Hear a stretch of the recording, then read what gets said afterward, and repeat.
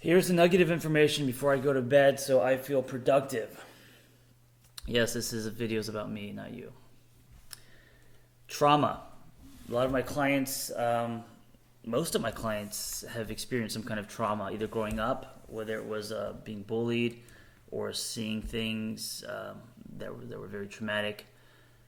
Obviously, abuse, physical abuse, sexual abuse, all that kind of stuff. So, one of the symptoms of trauma is, in an obvious or not obvious way, recreating that trauma as adults. Okay, the classic example is the stripper or prostitute that had sexual abuse as a child, and now they are recreating that environment, but on their terms, in the sense that now they're not in the victim position, but they are feeling empowered, because they're either taking money from men or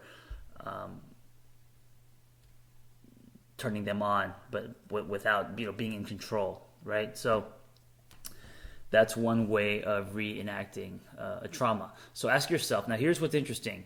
We reenact trauma in relationships. So if you're in a relationship where or you tend to be attracted to men who are violent or angry, ask yourself if you've had any kind of traumatic experience in the past that smells familiar to that. Maybe your family was chaotic and violent, or maybe, I don't know, maybe in high school you dated someone who was violent and short-tempered and physically abusive, and so as an adult you find yourself gravitating toward that type of guy, right? That's a form of recreating trauma. It could be less obvious.